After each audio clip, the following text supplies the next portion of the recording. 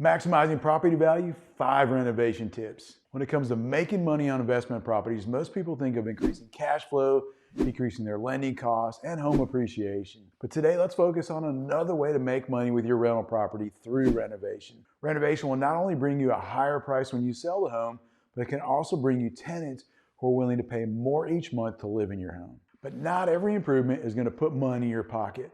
So let's talk about the things buyers and renters are looking for in their next home so you can invest your money wisely and get the biggest bang for your buck. There are 3 areas to consider and 2 types of improvements that are popular today and that buyers are willing to pay more money for.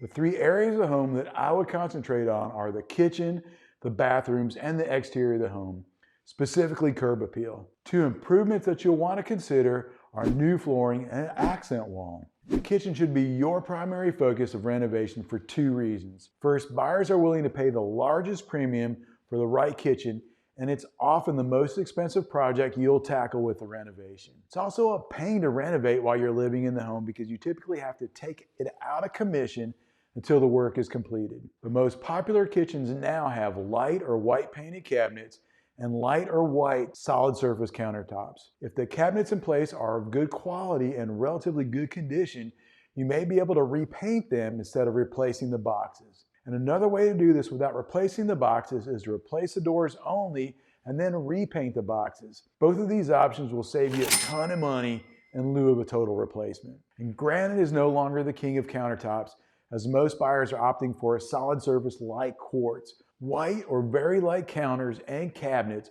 are the #1 color choice among buyers today. While you're upgrading the cabinets and countertops, it's a good idea to install a new appliance package too. This will round out your renovation and is the best way to add value while you're improving the property. The primary bathroom should be the #1 priority of your spend when it comes to renovating the baths. Buyers and renters will pay a premium for this space over the guest bathrooms. However, if you're renovating one, you'll likely need to renovate all of them in the home. Stick with the light colors in the bathroom, similar to what you did in the kitchen. It is helpful if you can carry the same counter and cabinet upgrades in the kitchen to match the primary bath. Tile for the flooring in the tub and shower should make a more desirable finish. And I would recommend not using a white or a light grout for the floors or the tub, as it stains easily when exposed to water.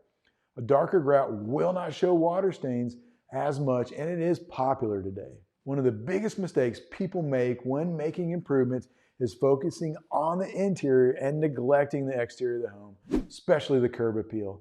I've seen folks fall in love with interior pictures of the home and then decide to drive by if they pull up and are unimpressed. Curb appeal also gives buyers and their agents a feeling of a home that is well loved and taken care of if it appears to be well maintained. Basic curb appeal does not have to cost a ton of money. Keeping the yard trimmed and green, mulching the flower beds, adding flowers for a pop of color, painting the front door, and proper maintenance go a long way of improving the curb appeal of a home. There's also some status and ego behind curb appeal because that's the part of your home that most of your friends and neighbors see the most. So people want it to look as good or better than the interior. The type of flooring depends on several factors. First, is this a rental house or a flip?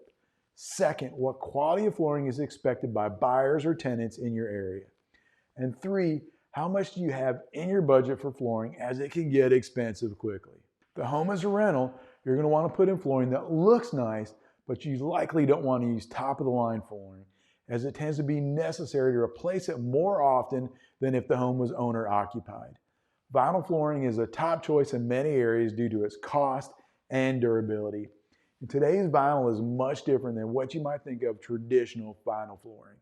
It comes in tiles and planks and can provide the same look as ceramic tile or hardwood at a fraction of the cost. You can even see this product in some luxury homes. Now, for a flip, you're going to want to seriously consider what is popular and expected in the area that your home resides. You don't want to alienate potential buyers by installing an inferior product and reducing the value of your home. Since labor is a significant factor in the cost of installing flooring, don't necessarily go for the least expensive option, as your labor costs are going to be similar.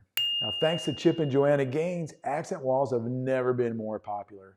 However, that doesn't mean that you need to add shiplap or distressed wood to every room in the house.